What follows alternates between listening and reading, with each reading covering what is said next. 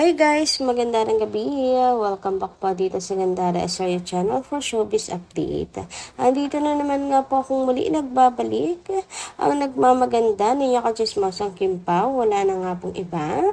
Ang lokaret na si Gandara SRU upang magatid sa inyo ng latest update and fresh happenings patungkol kina Kim Chiu and Paolo Avellino. And para nga po sa gabing ito, ang tatalakayin naman natin at pag-uusapan ay ang pagdating nga po ng Kim Pao sa San Francisco kanina.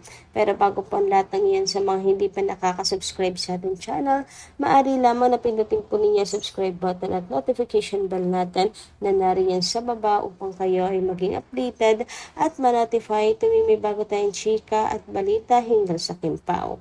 Basta mga balita na may kinalaman kina Kim Chiu and Paolo Avellino, sagot na nga po natin yan.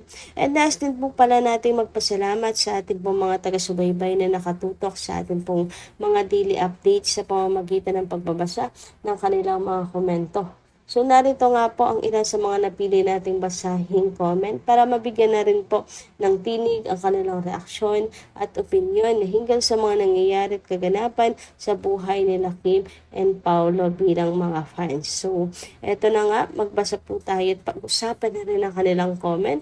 First commentor, sina Miss Mila Borja at Inel Plasha.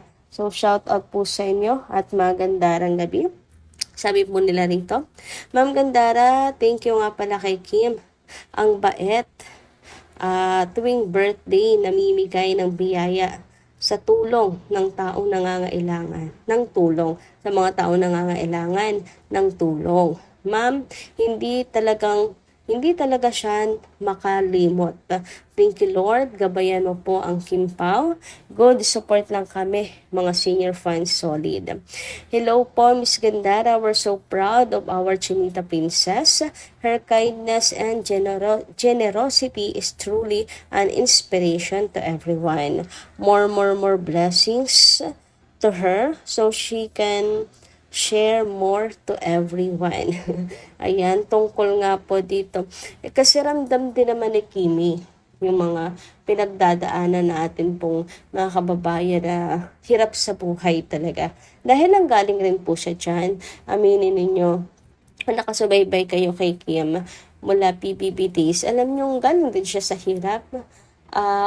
Dating mayaman pero dumanas po ng paghihirap, kaya nga kinayod niya talaga na makapasok po sa PBB, makapag-artista at pinangarap na makapagtapos ang kanyang mga kapatid para walang maiiwan sa kanila.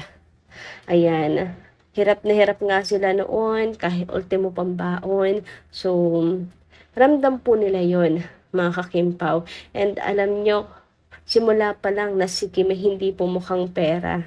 Di ba naalala nyo, yung kanya po napanalunan sa PBB, ang sagot niya kung saan gagamitin, si Papa na daw niya yung bahala doon. Si Daddy Chu na ang bahala doon. O di ba?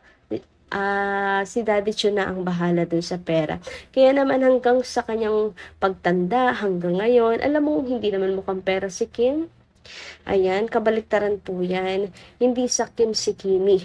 Kasi kung mukhang pera siya, iniwanan niya yung kanyang pong pamilya at hindi na inisa-isa pang pag-aralin, tustusan, tulungan, mga Kimpaw, and magbigay ng tulong sa mga nangangailangan. Ang dami kayong mga artistang tahimik at hindi mo maramdaman, mga Kimpaw. Pero si Kim, ramdam mo ang kanyang presensya at lagi po yung tumutulong.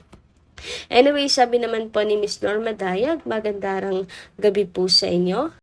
Ang sabi niya rito, Gandara, good AM. Daw pala alis nilang dalawa sa world tour nila.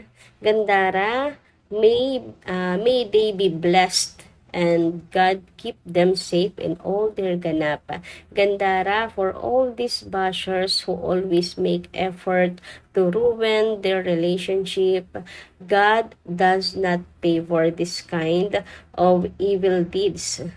Because God is on the right way to protect and guide them always. These bashers are utak talangka kasi very obvious na yung relasyon nila. May God, mga Mga TANGA kayong mga bashers. Yung idol nyo ay losyang na. Lalong-lalo na yung mukha na saging at yung mata ay nakakatakot. Gandara, yung ganap ba nila sa World Tour ay mapapanood ba namin sa online? Dito sa Pinas, sana naman ay may nag-live streaming sa KP Fans para mapanood din namin na KP Fans. God bless us all, Gandara, especially to vloggers, fans, friends, seniors, LJ, and Aki. Alam mo, Gandara, tutulungan ko naman yung panonood ng Showtime. Kasi tutulugan ko na naman ang panonood ng Showtime kasi wala si Kimi. God, guide and protect them in all their journey in life. KP, just put God as your priority in life. Ayan, thank you so much, Mr. Mataya, sa inyong comment. And oo nga, matagal-tagal na naman pong mawawala si Kim sa Showtime. Mamimiss na naman po natin siya. Pero syempre, di ba, if you're solid ka pamilya naman, susuportahin niyo pa rin po ang Showtime even wala si Kimi. Pero yung iba talagang si Kimi kasi talaga yung habol sa Showtime eh. Kaya wala, tutulog na lang talaga sa noon time. And tungkol naman po sa live, for sure po niyan meron. Tingnan nyo po sa Kim Pao International, mag-abang po kayo. Sigurado hindi po kayo mawawalan ng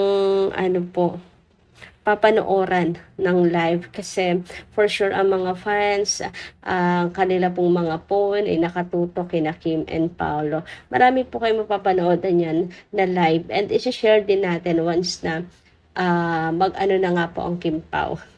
Mag-show o mag-concert na bukas. Anyway, sabi naman po ni Miss Annalyn Hicap, good evening Gandara, sobrang bagay silang dalawa. Ang mga bashers wala na magawa. Grabe ang acting. Grabe na ang ating Chinita Princess. 2 gasoline station Shell at saka Caltex. Iba talaga siya.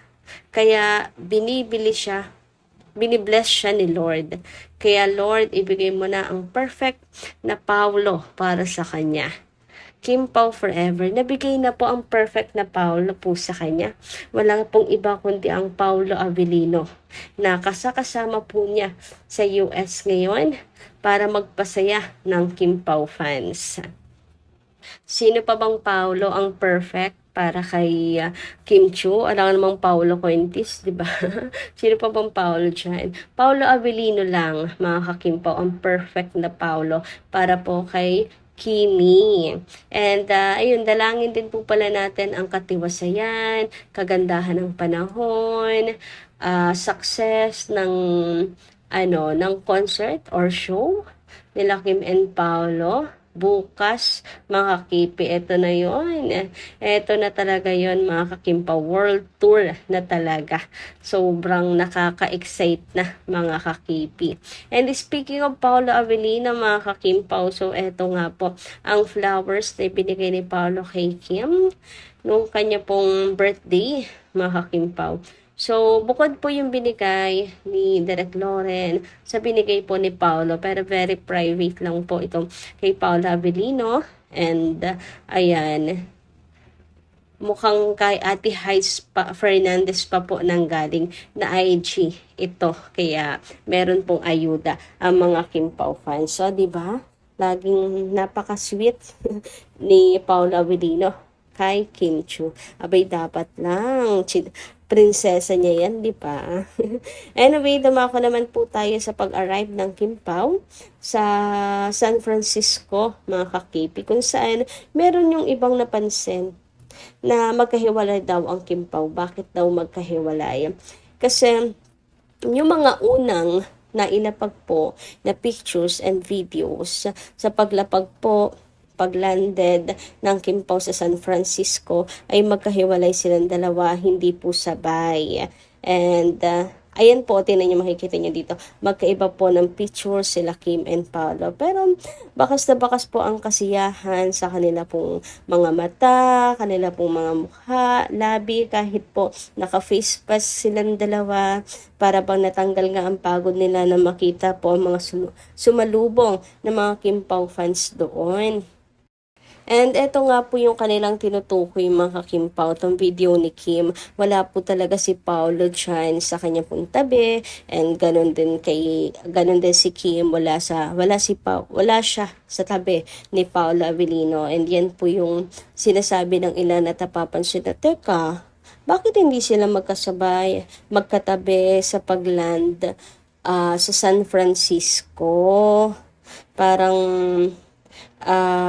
hindi sila magkasama. Bakit magkahiwalay silang dalawa? So may mga ganyang katanungan, mga kakimpaw. So makikita nyo dito si Kim po, yaan. And eto naman, yan, itong picture ni Paolo Avellino. Yan, solo lang din po siya dito. Pag-land din po niya yan sa San Francisco. And ang masasabi lang po natin, baka naman po kasi ilang ilang seconds or ilang minute lang na magkahiwalay ang Kim Pao, kasi baka naman si Pao inaasikaso pa yung mga bagahe, inaayos pa yung kanilang mga gamit, kaya nauna na si Kimi or kung sino man ang nauna sa kanilang dalawa. Sigurado ako na seconds lang naman po yun. And hindi po natin yung dapat na ikatampo o gawan ng issue, mga kakimpo. So, sobrang dami din po nilang daladala. Ayan, mahihirapan din nga po sila. Mahihirapan po talaga sila.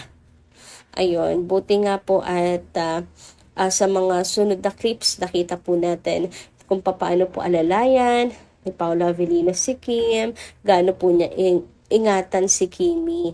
Talagang nakaano po yung kamay niya sa likod ni Kim, sa ulo ni Kim. Konti na nga lang, yaya po si Paolo Avellino kay Kim. So, yun ba yung magkahiwalay? Ayan, konting picture lang kasi yung nakita nyo. And hindi naman yung buong pangyayari sa airport.